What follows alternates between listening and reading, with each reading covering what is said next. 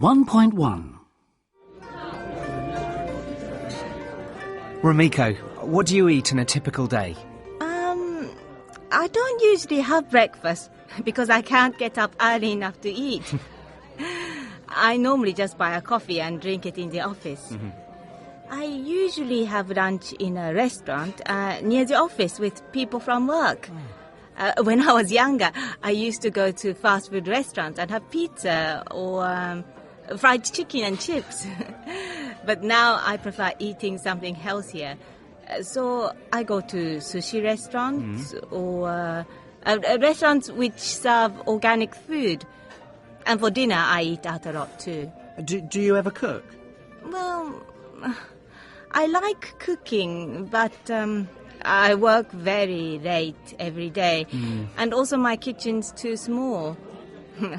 My boyfriend's a better cook anyway. Do you ever eat unhealthy food? Well, I don't eat a lot of sweet things, but I drink a lot of coffee every day. I think I'm addicted to caffeine. Are you trying to cut down on anything at the moment? No, I eat healthily, and I do exercise regularly, so I don't think I need to cut down on food. Are people's diets in your country getting better or worse? Oh, probably worse. I think the diet in Japan today is much more westernized than before, and that's why some people are getting fatter. But personally, I like the fact that there are more different kinds of food and restaurants now. I enjoy the variety. I mean, it makes eating out much more fun. 1.2. Bull. Butcher. Cook. Good. Sugar. Boot. Ooh. Food. Fruit. Juice. Moose. Soup. Spoon. 1.3. 1. Knife. Biscuit. Salmon. 2. Sausages. Lettuce. Sugar. 3. Yogurt. Menu. Diet. 1.4. 1. The first course on the menu is lettuce soup. 2. What vegetables would you like with your steak? 3. Do you want yogurt or chocolate mousse for dessert? 4. I take 2 spoonfuls of sugar in my coffee. 5. Sausages and biscuits aren't very good for you. 6. Would you like a fruit juice?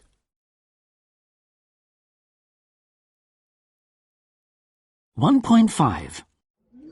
Kevin, why did you decide to open a restaurant in Chile? I'd always wanted to have my own restaurant, and it would have been very expensive to do that in England. I'd visited Chile as a tourist and loved it, and I thought it would be a good place because Chileans are very pro-European and are quite open to new things, new ideas. So I opened Frederick's. Right. Why did you call the restaurant Frederick's? Because Frederick's my father's name. It's my second name, too.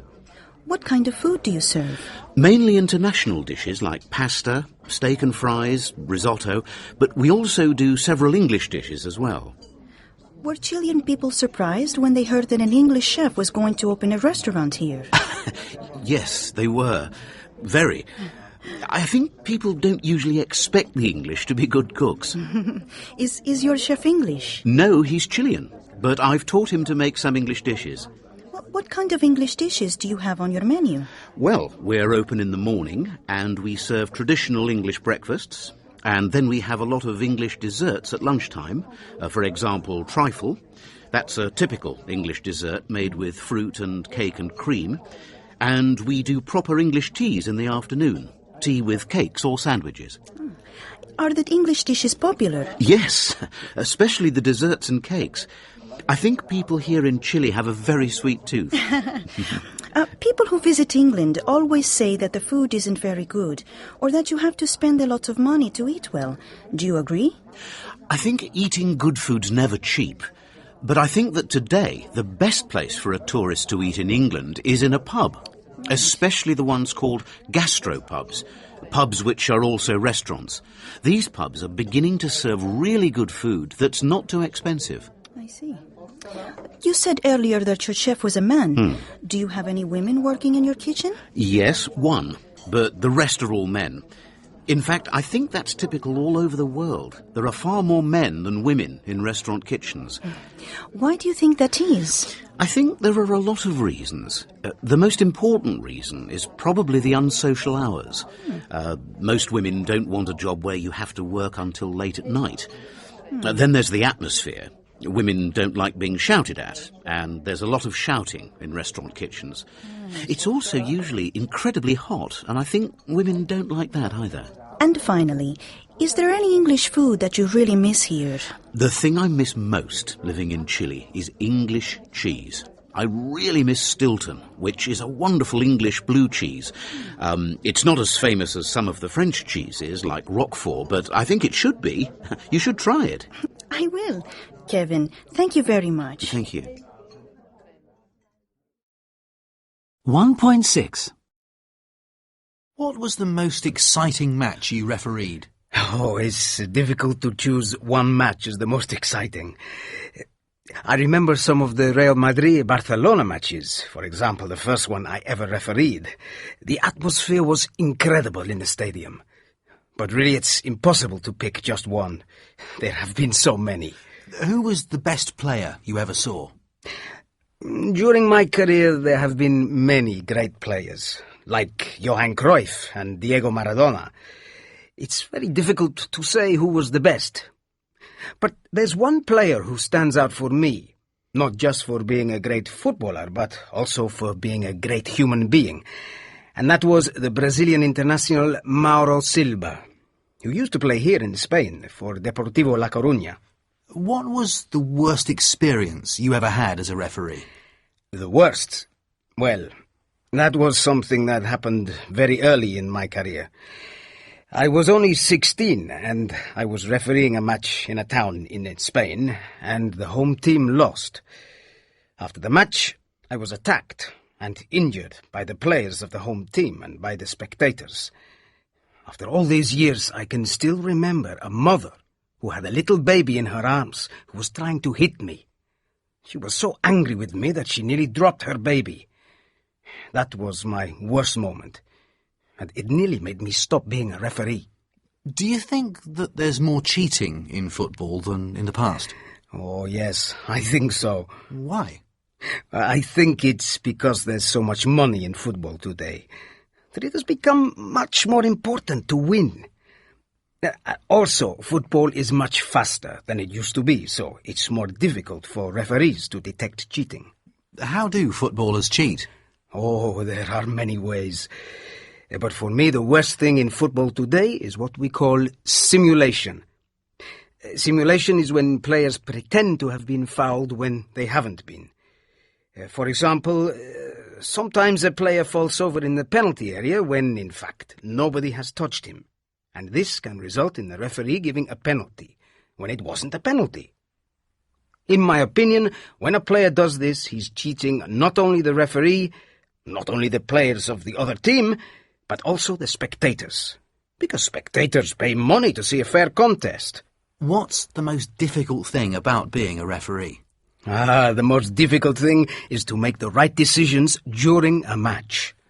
It's difficult, because you have to make decisions when everything's happening so quickly. Football today is very fast. Also, important decisions often depend on the referee's interpretation of the rules. Things aren't black and white. And, of course, making decisions would be much easier if players didn't cheat. So, in your opinion, fair play doesn't exist anymore? Oh, not at all. I think fair play does exist. The players who cheat are still the exceptions. 1.7. Horse. Oar. Ball. Court. Court. Draw. Fort. Score. Sport. Warm up. Bird. Hurt. Serve. Shirt. World. Worse. 1.8. 1. I got hurt when I caught the ball. 2. Her serve's worse than the other girls. 3. It was a draw. The score was 4-all. 4. It's the worst sport in the world. 5. We warmed up on the court. 6. They wore red shirts and white shorts. 1.9. 1. So, what are you going to do next year, dear? Are you going to go to university? No, Gran. I've already told you 3 times. I'm not going to university. I'm going to look for a job. I want to earn some money. Oh, all right, dear. You don't need to shout. I'm not deaf. What's the time now? 5:10. Shall I make you a cup of tea? Oh, yes, dear. That'd be lovely. 2. See you tomorrow, then. Hold on a minute. Where are you going? Out. It's Friday night, remember? What time are you coming back? I'm not coming back. I'm staying at Mum's tonight. I think you need a coat. It's going to be cold tonight. Dad, nobody wears coats anymore. Bye. 3. Can I use your car tonight? No. Why not? You'll crash it again. I won't. I'll be really careful. I'll drive slowly, I promise. OK. Here you are. But be careful. Thanks. See you later.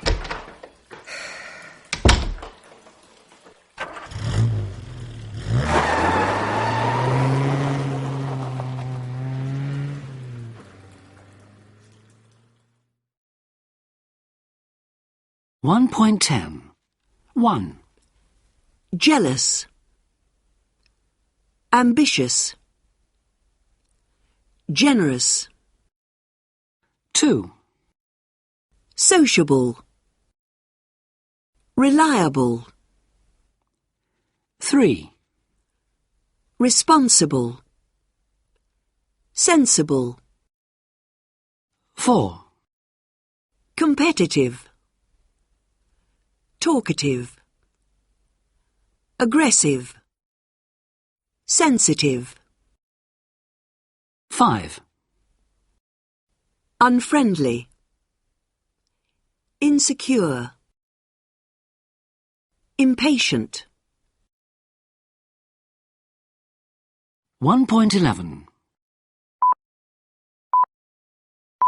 It's 8 o'clock and time for breakfast time.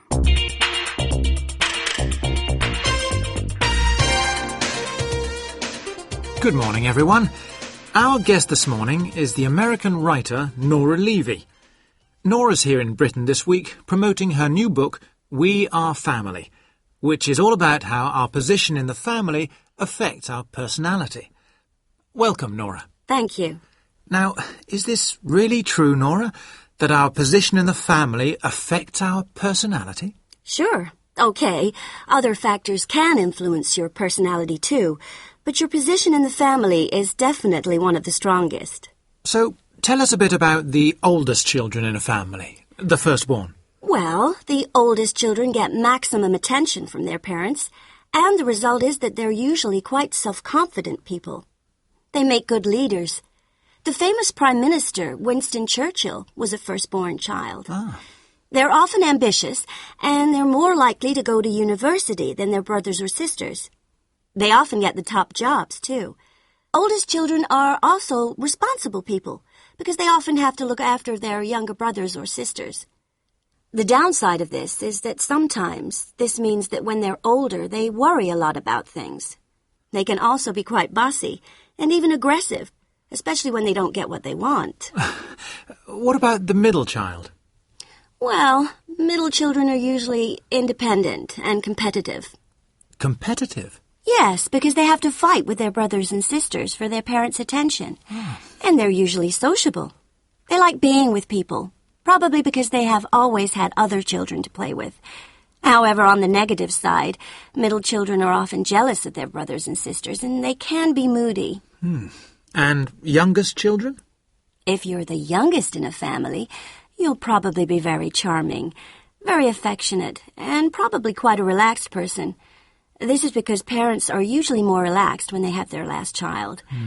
On the other hand, youngest children are often quite lazy. This is because they always have their older brothers and sisters to help them. And they can be quite manipulative. They use their charm to get what they want. Okay, that's all very interesting. Now, I'm an only child. People often have the idea that only children like me are spoiled. Is that true? Well, of course it's true.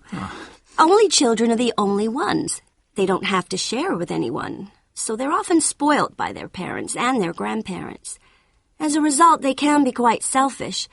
They think of themselves more than of other people. Okay, well, that sounds like a good description of me. Is there any good news? Yes, there is. On the positive side, only children are usually very organized and responsible, and they can be very imaginative, too. Well, thank you, Nora, and good luck with the book. And now it's time for the news headlines, so let me hand you back to the studio. 1.12 Song We Are Family.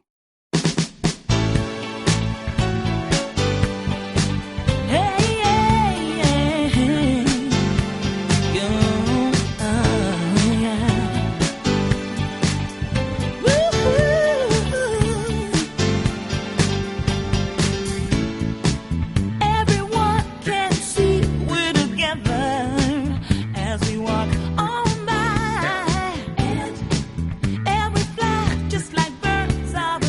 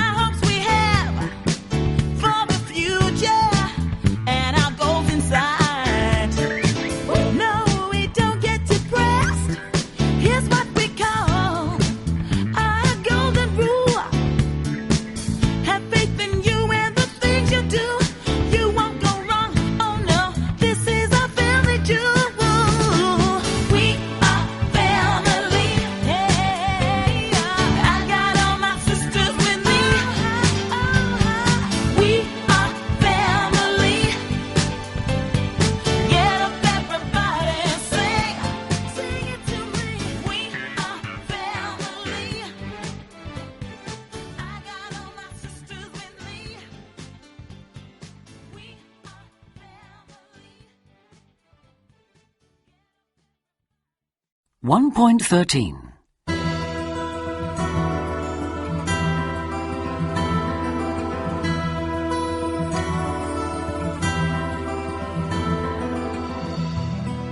My name's Ali Gray, and I'm from Cambridge in England.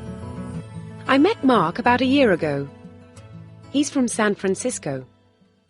We both work for MTC, a music company. I was working in the London office, and he came there on business. We got on really well, and we really liked each other. Anyway, at the end of his trip, he invited me to go to a conference in San Francisco. We had a great time again. And then something amazing happened. When I was in San Francisco, I was offered a job in our new office in Paris. When I told Mark, he told me that he was going to work in the Paris office too. There's just one little thing. His job is marketing director, but mine is managing director, so I'm going to be his boss. I've been in Paris for 3 weeks now, and I love it. Mark arrived from San Francisco yesterday. He's coming into the office this morning. 1.14. Hi, I'm Mark Ryder. Ah, you're the new marketing director. That's right. I'm Nicole Delacroix. I'm Ali's personal assistant. Welcome to Paris. Thank you. I'll just tell Ali you're here. Ali, Mark Ryder's here. Okay. You're from San Francisco, aren't you? Yes, I am. Hello, Mark. Ali, it's good to see you again. How are you? Very well. Did you have a good journey? Yes, fine. No problems. Let me introduce you to the team. You've met Nicole, my personal assistant. Yes, we've said hello. This is Jacques Lemaitre, our PR director. How do you do? Mark Ryder, how do you do? And this is Ben Watts, our designer. Hi, Mark. Great to meet you, Ben. We've heard a lot about you. Really? All good, I hope. Okay, shall we go to my office?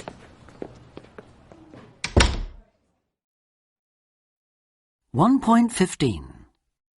Hi, I'm Mark Ryder. Welcome to Paris. You're from San Francisco, aren't you?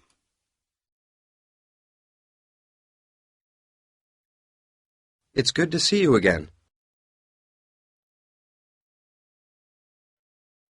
Did you have a good journey? Let me introduce you to the team.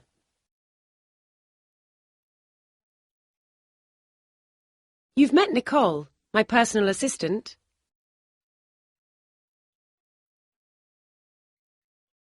This is Jacques Lemaitre, our PR director.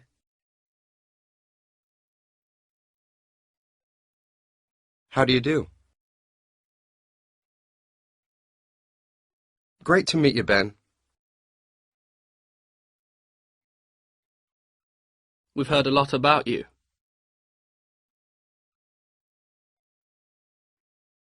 $1.16.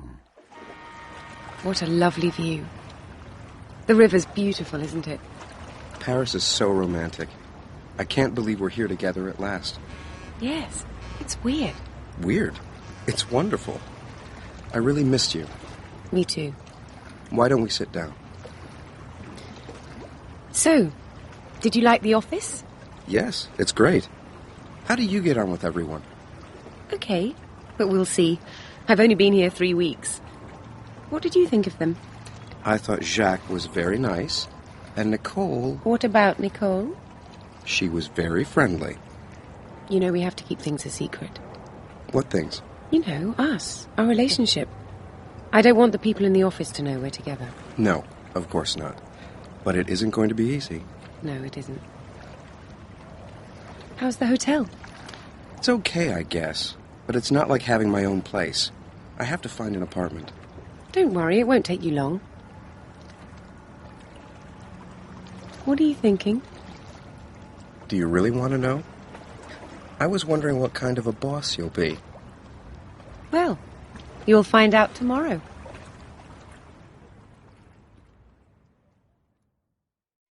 1.17.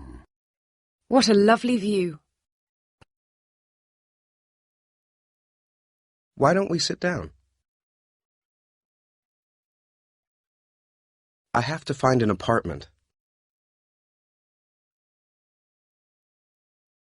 Don't worry, it won't take you long.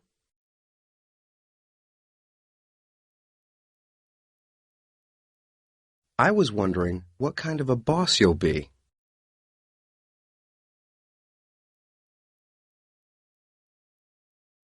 Well, you'll find out tomorrow.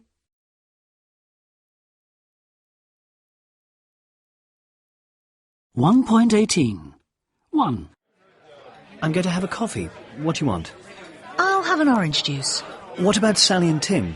Get them orange juice too. They said they were thirsty. Are you sure? I thought Sally wanted tea. No, she wanted something cold. OK then. 2. Shall we stop and have something to eat? I don't want anything to eat, but let's stop. I'd like some water, and I need to go to the toilet. Aren't you hungry? It's lunchtime. I'm starving. No, I really don't want anything. You're not on a diet, are you? No, but I'm not feeling 100%. It must be something I ate last night. 3. It's a pity Robertson isn't still playing for us. He was much better than the players we got now. Yeah, he was amazing. What happened to him? Do you know? He retired. I think he opened a pub. No, that was Gallagher. He opened a pub in Leeds. Oh, yeah, that's right. I remember now. Robertson's working as a coach at Liverpool with a junior team, the 16-year-olds. Oh, really? Well, I think he'd be a good coach. 4. Where are you going? Just for a run. I won't be long. Well, don't be late for lunch. Remember my mum's coming. Oh, right. Anyone else or just your mum? Your sister's coming. Don't you remember? Oh, yeah, that's right. I'm glad Anne's coming. I think she'll get on well with your mum. Do you need any help with the lunch? I'm okay for the moment, but I will later, so don't be too long. Right. I'll be about 20 minutes. 5. We must get Olivia a present. It's her birthday next week. Why don't we just give her some money? Oh, come on, that's so impersonal. It's her 21st birthday and she's our only granddaughter. Well, you choose something for her then. Oh, that's so typical. I have all the work of going and finding something. Well then, give her money like I said before. We're not her generation. We don't know what kind of things she likes. Speak for yourself. I think I'll get her a sweater. She never wears sweaters. Oh, you're so helpful. 1.19. Sports Centre, good afternoon. Hello, I'd like to book a tennis court for Sunday, please. Are you a member? Yes, the name's Reed. R-E-I-D. Mark Reed. What's your membership number, please? It's 040155. Right, thanks. Here we are. A court for Sunday.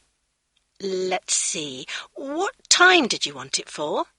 From 8 to 9 in the evening. Oh, I'm afraid they're all full then. We've got one from 5 to 6, or 6 to 7. 6 to 7 then. OK, Mr. Reed. That's court number 5 booked for you then.